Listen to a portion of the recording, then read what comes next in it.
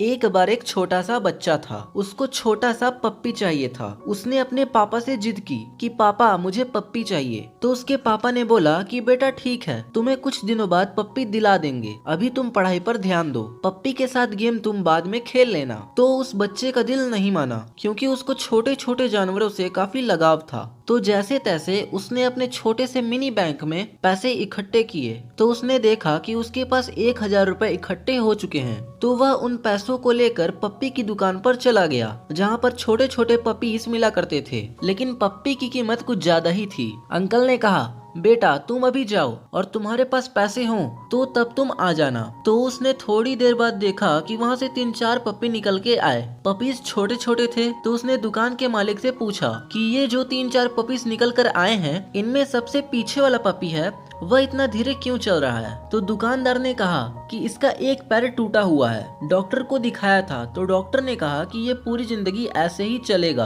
क्योंकि उसको कोई विशेष प्रकार की बीमारी है। तो आप मुझे ये पप्पी दे सकते हो तो प्लीज दे दीजिए। जब मेरे पास पूरे पैसे होंगे तब मैं इस पप्पी को लेकर जाऊंगा। तो अंकल ने कहा कि बेटा ये तुम्हारे किस काम आएगा, इसका एक पाँव टूटा हुआ है, ये तुम्हारी क्या मदद करेगा? उसने अंकल को जवाब देने के लिए अपनी जो पैंट थी उसको ऊपर उठाया और अपने पैर को दिखाते हुए बोला कि मेरा भी एक पैर टूटा हुआ है और मैं भी चल नहीं सकता था, लेकिन मैं अपने आप को कमजोर नहीं समझता था। मेरे पापा ने मुझे एक चीज सिखाई थी कि बेटा खुद को कभी कमजोर नहीं समझना। जब मैं खुद को कमजोर नहीं समझ सकता तो इस पप्पी को कैसे कमजोर समझ सकता हूँ? इसकी वही कीमत है जो बाकी के पपीज की कीमत है। आज मेरी वही कीमत है जो बाकी के बच्चों की है। इसलिए इस पप्पी के लिए मैं खड़ा हूँ, मैं उसके साथ खड़ा हूँ। उस दुकानदार की आंखों में आंसू आ गए। दोस्तों, उसके पास बोलने के लिए कोई शब्द नहीं था। ये कहानी बताती है कि वह दिमागी रूप से कितना मजबूत है, और जब इस उम्र में वह इतना दिमागी रूप से मजबूत है तो वह आगे अपनी लाइफ में क्या क्या नहीं कर सकता है। दोस्तों,